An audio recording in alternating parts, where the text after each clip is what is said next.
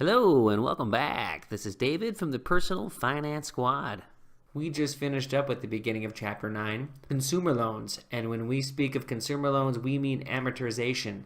And the difference between that and a credit card is we know when the loan is going to reach a zero balance. It's based on a fixed schedule. And that's whether the loan is fixed or variable. What we want to do now is perform the same exercise that we did in the credit card chapter, which was to determine what is the best path to paying down multiple forms of debt. So in this exercise in 9.1, is it better to pay the credit card or the amortized loan first? So the crack staff of the squad went and dug out some information back with Jasper in the credit card loan management chapter when he was determining the best path for him to pay off his credit cards. And we can see the grid here that he was paying his furniture at $331.30, and then he reached a zero balance. And when he did that, he took his additional money, this $331.30 on top of the $121.70 minimal payment, and it reached a $453 amount, which was the full amount of his budget. And when he did that, he paid $3,056.28 in total interest. So now that we're going to do that, we need to figure out where Jasper is with his student loan. So that is a 72-month loan. And when you're speaking of amortized loans, you're going to hear the phrasing of what's the term. The term is 72 months. And his interest was 6.198%. And that was for $18,000. So at 33 months right here, we know based on that schedule, the amortized schedule that's fixed, that his interest paid to date is $2472.11. So that's the two first pieces of measure right there. Now we need to go to the second spot and find out how much left Jasper has and how much more it's going to take him to pay down that loan. Okay, so the beauty of what Jasper did was free up additional money for him because of paying off the credit cards. So before we get to that part, we need to know that about the amortization calculator. You can go to the web, say into Google, and type in amortization calculator with additional payments or extra payments, something like that. They're all over the place. And you want that so you can have flexibility of more advanced inputs to get the predictability and the numbers that you want for the way you want to pay off your loans. So originally we said Jasper had $18K. His term was 72 months. And his interest was 6.198%. So there's the 300. Now we know that there's an additional 453 because the credit cards were paid off. So we don't like those anymore, right? We're free. And that leaves $753 to go toward his loan. Now what we need to do is current state. So what I'm saying here is that based off this information we originally inputted, after 33 months, we know exactly where his principal balance or existing loan balance is. And that's $10,572.11. So what you can do is start at that point and say, I know what this loan amount is, and I know that I want to pay the rest of it off. I have 39 months to go. And the schedule will still work the same way. So you will have 6.198, right? You know the term is for 39 months, and it'll ask you how many payments a year, what you want it to be monthly. And then, a little bit deeper, you say, I know, you already know the payment's going to be $300. Therefore, I know that we have $453 left to put on top of it, and that's the additional extra payments that we're speaking of. And you want to start it in the first month, and then you can see the drop-down choice here was end of loan. And then you hit input or calculate, and then you get what you're looking for. And it breaks it down really nicely here. You can see that without extra payments, this is what would happen. But we know with extra payments, you're going to save 24 months. And the interest saved. I mean, this is all very nice information.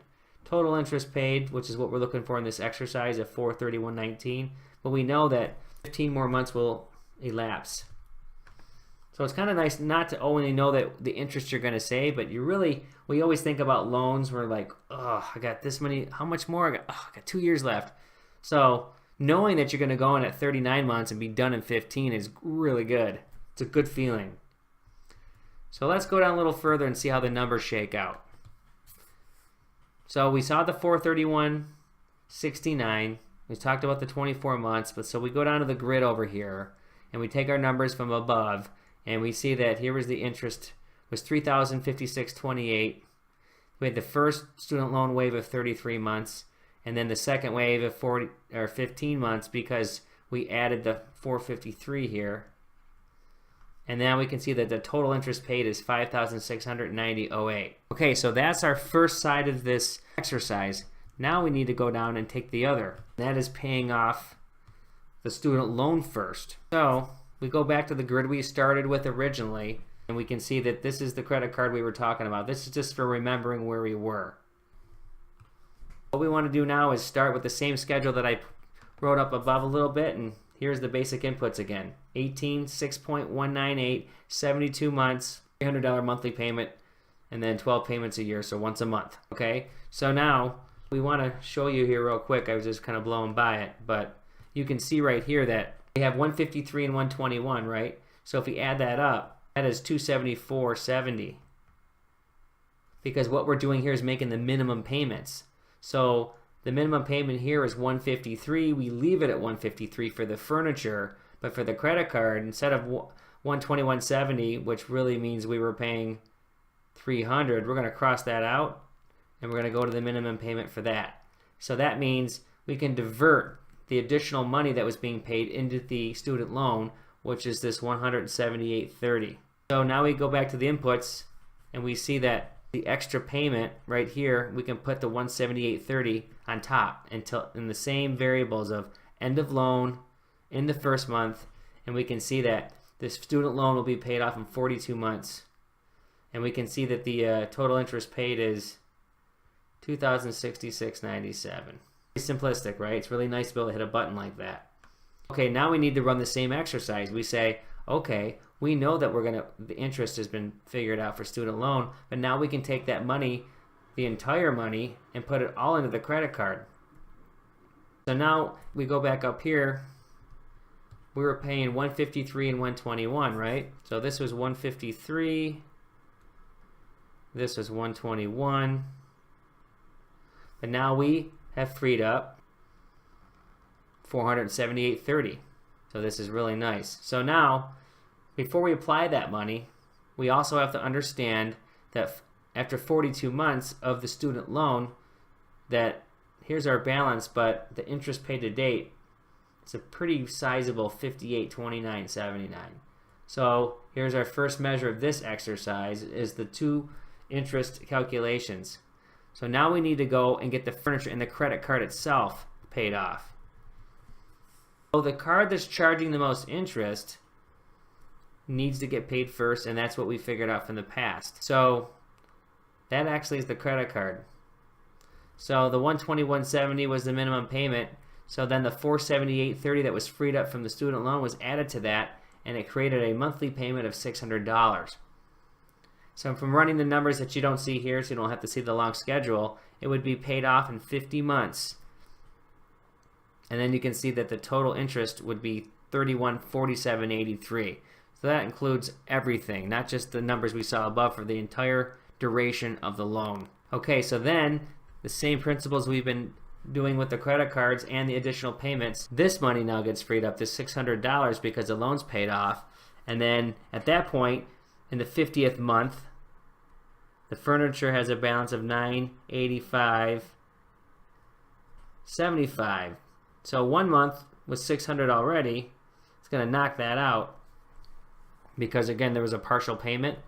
So what we're saying here is that we had $985.75, and the 1 month $679 was a result of the normal payment and what was left over from the $600, because the entire amount of the $600 was not used in the last month of the credit card up here. But because of $679 less $985.73, it leaves $321.73. So in the last month, in this 51st month, it'll be paid off with some change left over. And then here the interest came out to almost the same as the other card, $3147.06. Okay, so these are totals, right? So what we find out that is that the student loan we already knew was $2,066.97 for the 42 months. Let's abbreviate here. and then these two figures right here were added together because it was the total month. So we just stopped at 42 for a measure upstairs there in a couple pages, but really what we're saying here, this is the total interest for the entire 51 months between both cards that get paid off. And so if we add that up, now you can see that we get $83.6186, and then we compare that to the exercise we did a few pages up, and we can see that that is $5,960.08, and it is clear that it's proving out that what we want to do is pay off the cards or the loans that are accumulating the most interest. There's just no other way to go about it in terms of simple math, simple way of saying to put more money in your pocket and not someone else's, which is our motto. If this were to happen to you, and I'm sure some of you are into this situation, you have to go perform the numbers yourself. Usually that credit card is what you want to pay off first because, again, it's revolving debt. It'll just keep adding up. The amortized schedule tells you how much interest you're going to pay, so you can understand the difference in doing the math by using an amortization calculator or a credit card calculator, and it'll tell you how much it'll take you to pay off for both of those, and you can do comparisons just like we did in here. So we can certainly, we'll create some more videos to show you how it works online to look at it, but all the information's in these sections as you've seen here, and if you just take a little time and run it, not too much time taken out of your day to determine really how much interest you would pay on either end. We're proving out more and more again, just so it burns in your brain. You want to pay off, again, the highest interest accumulating card, and it's usually the credit card first because of the revolving debt. Okay, ladies and gentlemen, that is going to wrap up Chapter 9 Consumer Loans, and that means Chapter 10 is coming up next, and that is the last chapter. This is the progression of Jasper from the beginning all the way to the end with a built-out budget, expenses, and a future plan for him getting a raise and really starting to see the fruits of his efforts and discipline in his budgeting.